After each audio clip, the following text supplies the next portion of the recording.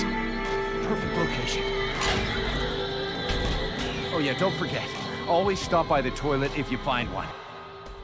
It's like yesterday, I remember having to carefully plot out a strategy to get my parents to buy me this harmless Star Wars game for the Wii. And I know a lot of y'all probably had parents that didn't give a damn and bought you GTA when you were like 6 years old. Or maybe you even had an older sibling or cousin that hooked you up with the M-rated goodness, but for me, I ain't have all that, chief. Luckily, I did end up getting them to cave and get me this game because ever since that day, it would become my favorite game series of all time. The aesthetics of the games, the pseudo-open world, the gore, the avant-garde, and most importantly, the man himself, Travis Touchdown. Ever since I heard his very first lines in the game, I knew I would instantly vibe with him. Fuckhead! And now, 14 years later, it's time to jump into the masterpiece, or should I say disaster piece, that is No More Heroes 3.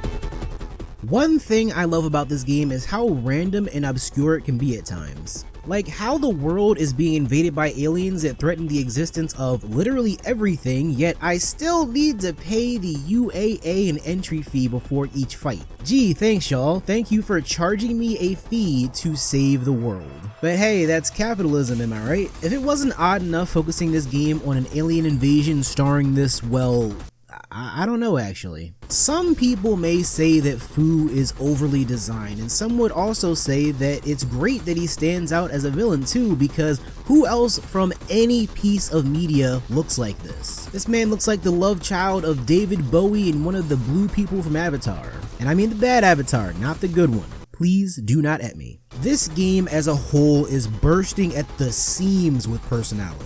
The way that the chapters are treated like episodes of an anime series with an opening and ending themes, the way that the dialogue graphics are all uniquely designed, and of course not to mention the wild characters that the series is well known for. And I can't go too deep into detail about some characters because of course the game is filled with a lot of twists and turns, but the way that everything Suda51 loves is placed into this game really shows off his own creative style. For fans of the games, obviously you will love every minute of this experience just like I did.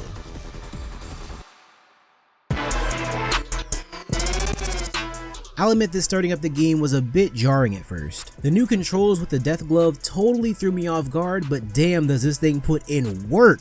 And we won't go into detail about how the other skills are unlocked because some may see that as a spoiler, but I love how everything with this death glove was implemented. And of course, I'm not as skilled as the many people out there putting out combo videos, but the fact that some of these things are even possible is amazing. Tied together with the power-up machine and the death glove chips, the game quickly felt like it was becoming more of a breeze as I got the hang of chaining together attacks, throws, and all the death glove techniques. I have to be honest about one thing, however. Ever since the very first game, one part of Travis's kit that I never used frequently was the wrestling moves. And I know it's supposed to be used just like everything else, but it wasn't until this game that I really started caring about those moves. When I can slash through enemies, run out of battery, and then recharge my battery by body slamming someone, it felt so satisfying. And I know we all love the usual motion of Travis getting some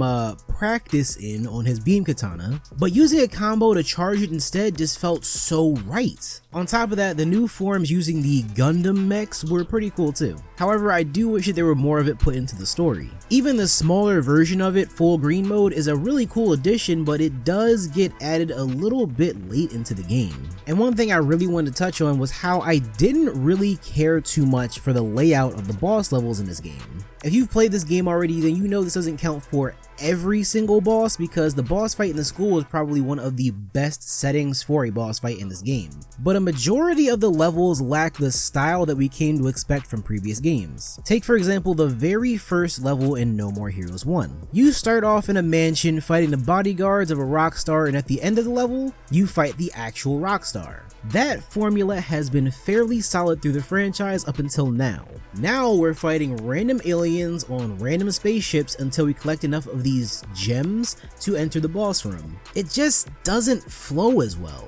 I'd much prefer the lead up to the bosses feeling like I'm on their turf fighting their goons, and this game doesn't have much of that at all. It's not game breaking for sure, but it is a bit sad not having it. One thing that isn't sad is the fact that we finally have an open world back for this game, but honestly it is a bit lacking. Sure, there's plenty of areas to drive around and even more side jobs to do, but everything just feels empty. I love it so much more when open world games take full advantage of the space that it's in, like having more NPCs, or hell, even more foliage would be great. But again, these games have never really been about stunning graphics, so it's kinda understandable. Making the game more focused on the mechanics of combat and the story isn't a bad thing at all. With all the ways we have to gain experience, level up abilities, and create new skills, this is absolutely a game I can't wait to start up again for a new game plus. But that begs the question, what about GameSpot and their review of a 4 out of 10?